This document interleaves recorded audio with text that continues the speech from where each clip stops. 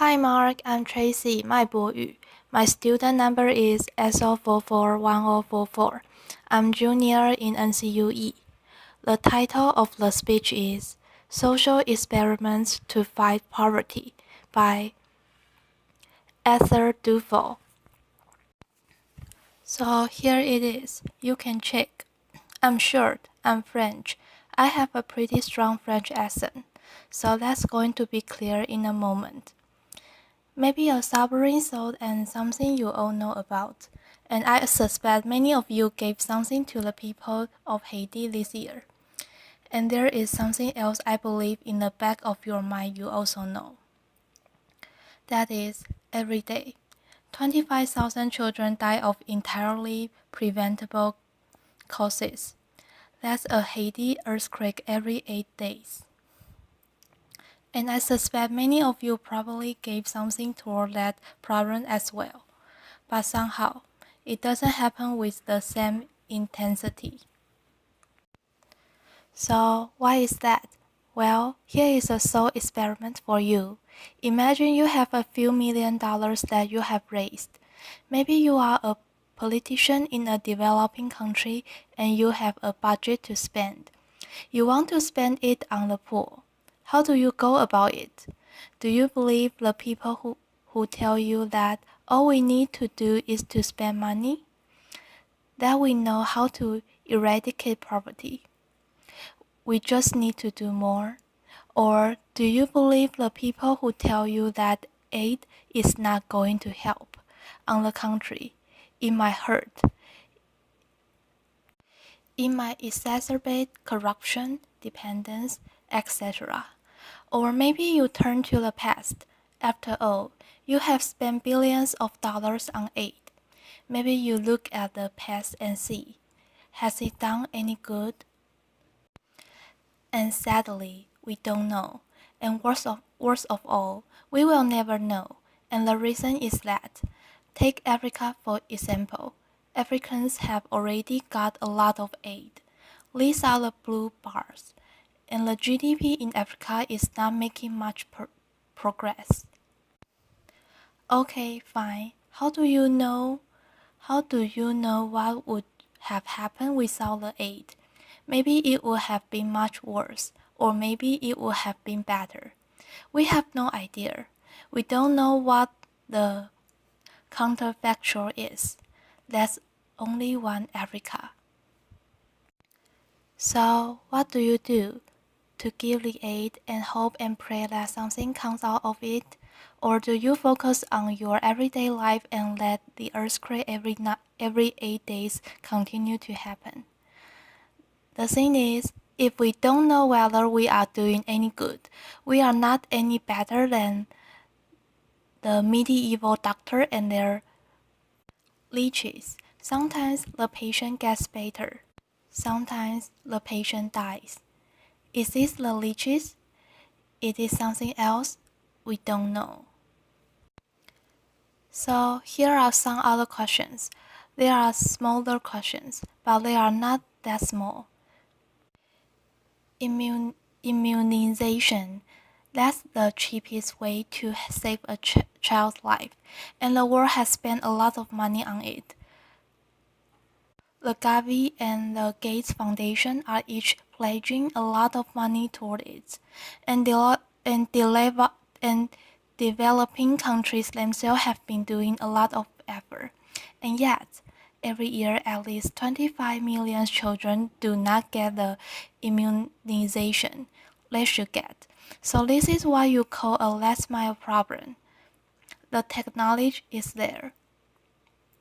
The infrastructure is there. And yet it doesn't happen. So you have your million. How do you use your million to solve this last mile problem? And here's another question. Malaria. Malaria kills almost 900,000 people every year, most of them in sub-Saharan Africa, most of them under 5. In fact, there is the leading cause of under 5 mortality. We already know how to kill malaria, but some people come to you and say, you have your millions, how about bed nets? Bed nets are very cheap. For $10, you can manufacture and ship an insecticide-treated bed net, and you can teach someone to use them.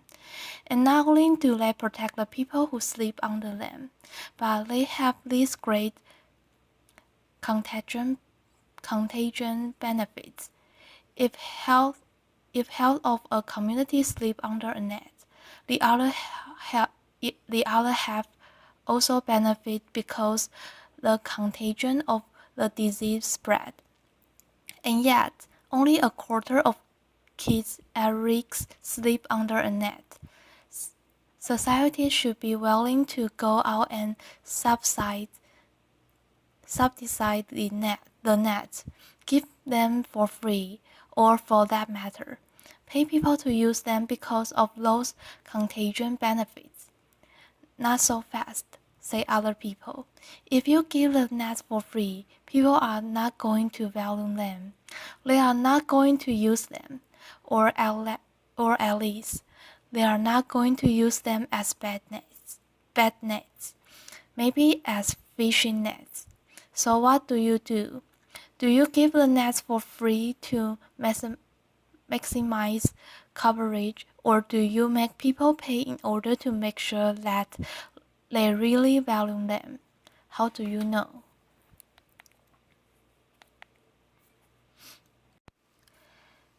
And a third question, education.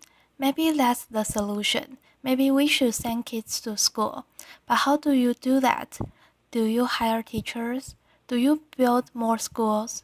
Do you provide school lunch? How do you know? So here is the thing. I cannot answer the big question, whether ed did any good or not. But these three questions, I can answer them. It's not the Middle Age anymore. It's the 21st century. And in the 20th century, randomized control trials have revolutionized medicine by allowing us to distinguish between drugs that work and drugs that don't work. And you can do the same randomized control trial for social policy. You can put social innovation to the same rigorous scientific tests that we use for drugs. And in this way, you can take the guesswork out of policy making by knowing what works and doesn't work and why. And I'll give you some examples with those three questions. So I started with immunization. Here's Udaipur district, Rajasthan. Beautiful. Well, when I started working there, about 1% of children were fully immunized. That's bad, but there are places like that. Now, it's not because the vaccines are not there. They are there and they are free. And it's not because parents do not care about their kids. The same child that is not immunized against measles, if they do get measles, parents will spend thousands of rupees to help them. So you get these empty village sub-centers and crowded hospitals. So what is the problem? Well, part of the problem, surely, is people do not fully understand. After all, in this country as well, all sorts of myths and misconceptions go around immunization. So if that's the case, that's difficult because persuasion is really difficult. But maybe there is another problem as well. It's going from intention to action. Imagine you are a mother in Udaipur district, Rajasthan. You have to walk a few kilometers to get your kids immunized. And maybe when you get there, what you find is this. The sub-center is closed. Oh, you have to come back, and you are so busy and you have so many other things to do. You will always tend to postpone and postpone, and eventually, it gets too late. Well, if that's the problem, then that's much easier because A, we can make it easy, and B, we can maybe give people a reason to act today rather than wait till tomorrow. So these are simple ideas, but we didn't know, so let's try them. So what we did is we did a randomized control trial in 134 villages in Udaipur districts. So the blue dots are selected randomly. We made it easy. I'll tell you how in a moment. In the red dots, we made it easy and gave people a reason to act now. The white dots are comparisons. Nothing changed. So we make it easy by organizing this monthly camp where people can get their kids immunized. And then you make it easy and give a reason to act now by adding a kilo of lentils for each immunization. Now, a kilo of lentils is tiny. It's never going to convince anybody to do something that they don't want to do. On the other hand, if your problem is you tend to postpone, then it might give you a reason to act today rather than later. So what do we find? Well, beforehand, everything is the same. That's the beauty of randomization. Afterwards, the camp, just having the camp, increases immunization from 6% to 17%. That's full immunization. That's not bad. That's a good improvement. Add the lentils and you reach to 38%. So here we have got your answer. Make it easy and give a kilo of lentils. You multiply immunization rate by 6. Now you might say, well, but it's not sustainable. We cannot keep giving lentils to people. Well, it turns out it's wrong economics because it is cheaper to give lentils than not to give them. Since you have to pay for the nurse anyway, the cost per immunization ends up being cheaper if you give incentive than if you don't. How about bed nets? Should you give them for free or should you ask people to pay for them? So the answer hinges on the answer to 3 simple questions. One is, if people must pay for a bed net, are they going to purchase them? The second one is, if you give bed nets for free, are people going to use them? And the third one is, do free bed nets discourage future purchase? The third one is important because if we think people get used to handouts, it might destroy markets to distribute free bed nets. Now, this is a debate that has generated a lot of emotion and angry rhetoric. It's more ideological than practical, but it turns out it's an easy question. We can know the answer to this question. We can just run an experiment. And many experiments have been run. And they all have the same result. So I'm just going to talk to you about one. So this is one that was in Kenya. They went around and distribute to people vouchers, discount vouchers. So people with their voucher could get a bed net in the local pharmacy. And some people get 100% discount, and some people get 20% discounts, and some people get 50% discount, etc. And now we can see what happens. So how about the purchasing? Well, what you can see is that When people have to pay for their bad nets, the coverage rate really falls down a lot. So even with partial subsidy, $3 is still not the full cost.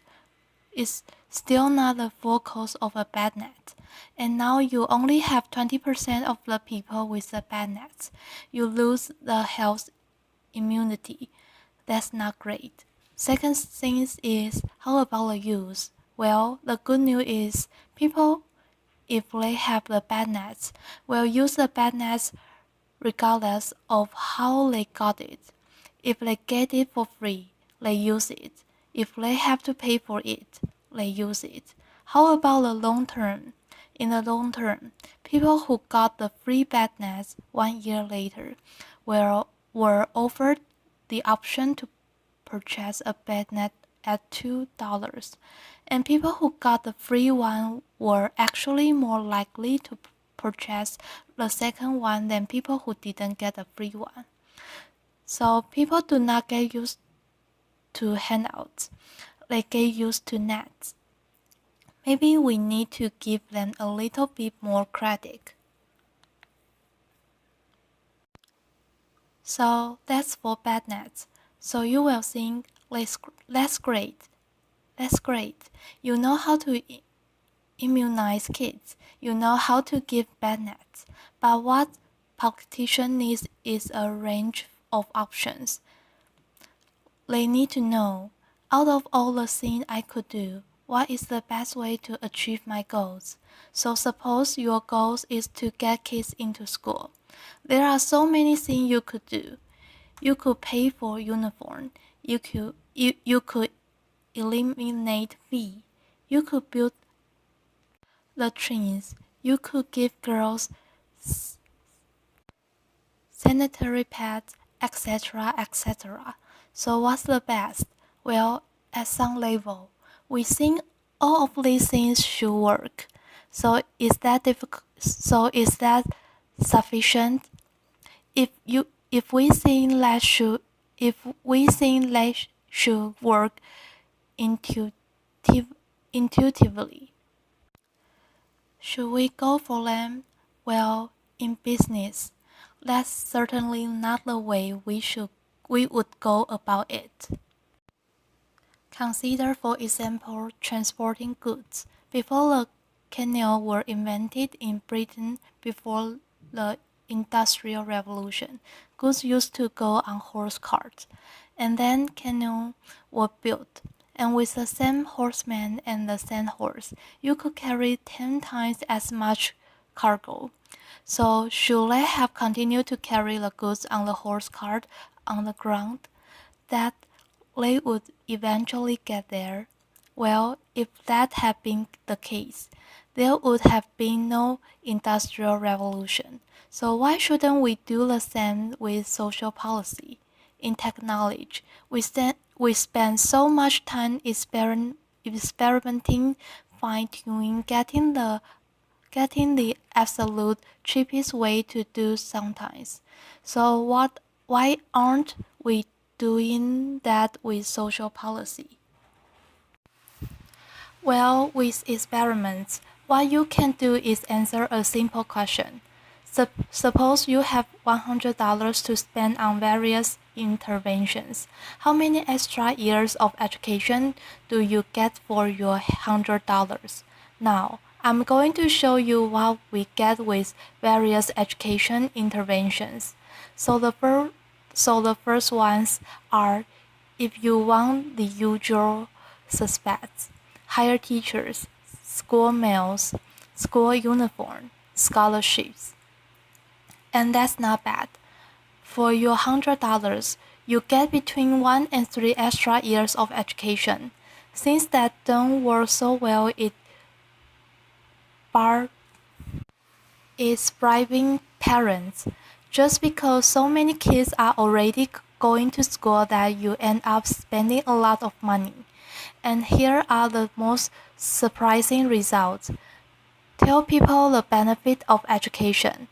That's very cheap to do.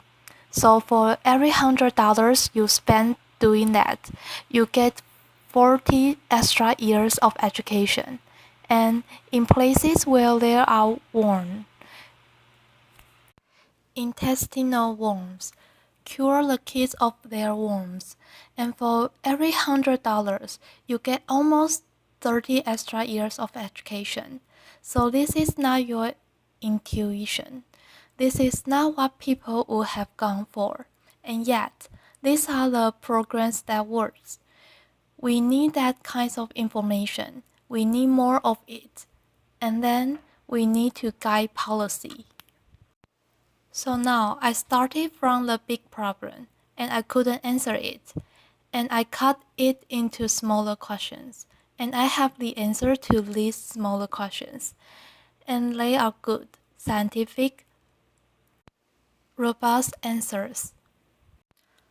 So let's go back to Haiti for a moment. In Haiti, about 20,000 people died, actually, a bit more by the latest estimate. And the response of the world was great. $2 billion got pledged just last month, so that's about $10,000 per death. That doesn't sound like that much when you think about it, but if we were willing to spend $10,000 for every child under 5 who dies, that would be 90 billions per year just for that problem. And yet, it doesn't happen. So why is that? Well, I think one part of problem is that in Haiti, although the problem is huge, somehow we understand it. It's localized. Is localized. You give your money to Doctor Without Borders. You give your money to partner in health, and they'll send it, and they'll send in the doctors, and they'll send in the lumber, and they'll helicopter things out and in. And the problem of poverty is not like that. So first, it's mostly invisible. Second, it's huge. And third, we don't know whether we are doing the right thing. There's no silver bullet. You cannot helicopter people out of poverty, and that's very frustrating. But look what we just did today. I gave you 3 simple answers to 3 questions. Give lentil to immunize people. Provide free bed nets. Deworm children. With immunization or bed nets, you can save a life for $300 per life saved. With deworming, you can get an extra year of education for $3. So we cannot eradicate poverty just yet, but we can get started. And maybe we can get started small with things that we know are effective. Here's an example of how this can be powerful. Deworming. Worms have a little bit of a problem grabbing the headlines. They are not beautiful and don't kill anybody. And yet, when a young global leader in Davos showed the number I gave you, they started deworm the world. And thanks to deworm the world, all the effort of many country governments and foundations, 20 million school-age children got dewormed in 2009. So this evidence is powerful. It can prompt children. It can prompt action. So we should get started now. It's not going to be easy. It's a very slow process. You have to keep experimenting, and sometimes ideology has to be trumped by practicality. And sometimes what works somewhere doesn't work elsewhere. So it's a slow process, but there is no other way. This economics I'm proposing is like 20th century medicine. It's a slow, deliberated process of discovery. There is no miracle cure. But modern medicine is saving millions of lives every year, and we can do the same thing. And now, maybe we can go back to the bigger question that I started with at the beginning. I cannot tell you whether the aid we have spent in the past has made a difference, but can we come back here in 30 years and say, what we have done, it really prompted a change for the better? I believe we can, and I hope we will. Thank you. Applause.